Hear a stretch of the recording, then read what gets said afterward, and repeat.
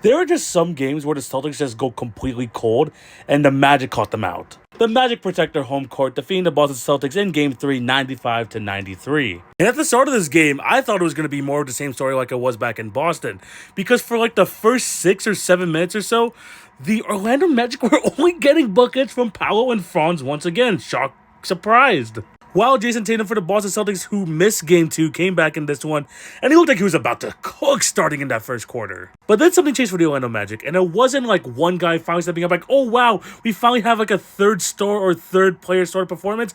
We just got little bits and pieces from different players throughout this game, and that was enough to get the win. In the first quarter, it was Anthony Black, who had 6 points in that first quarter, asserting himself, being aggressive on the offensive end. And honestly, that was just good enough because Powell and Wagner were doing basically everything else. You just need a little bit of help from the others. And those runs, those mini bursts were absolutely key to the Magic's success throughout this entire game. Because they played very good defense throughout this one, they kind of held the Celtics to under 10 threes, and they also just prevented them from from shooting as many threes as they usually do. And while they were locking up on the defensive end, they were just going on these mini runs to make sure that they stayed ahead. In the first half, in the second quarter, you had that 10-0 run there. Yes, the Celtics ended the quarter on a pretty big run, but the same thing happened in the third quarter, where the Celtics, I think, missed like 10 or 11 of their first shots. And when the Celtics went on those droughts, that's when the Orlando Magic took advantage. You got 2 threes from Corey Joseph. You had like 8 or 10 points from Wendell Carter in that second half, which were key, especially late in this game too. But at the end of the day, it was Paolo and Franz Wagner, 32 for Franz,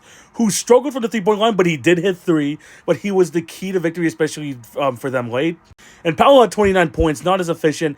But man, late in this game, especially against Jason Tatum, this man was locking down. And those two guys combined for 61 points, and just getting just enough from the supporting cast, while playing such great defense, was able to get them a win over the Celtics team. And yeah, for the Celtics this game, they really didn't have the edge. I felt like the Magic got into their head a little bit. They were being a bit more aggressive. I know some people were kind of mad about the Cole Anthony, Jaylen Brown situation. But even still, with a Jason Tatum 30-plus point game, you had 90 from Jaylen Brown, 16 from Derek White, you virtually got nothing from anyone else. And when the three-point ball isn't falling, which is a main focus of the Celtics' offensive game plan, then you're going to struggle trying to break down this Orlando Magic defense. But you know, the Celtics still had their moments. There was a point where the Magic were up by 12, and the Celtics ended up tying it. But again, timely buckets, timely moments from the supporting cast, and the Magic were able to get a win. That was a must-needed win here in Orlando, especially at home. I mean, there's a formula here to get a win over the Celtics. Can you hold them to under 100 points again? I doubt it. Next game is on Sunday. Let's see if the Orlando Magic can keep it up, or will the Celtics go up 3-1.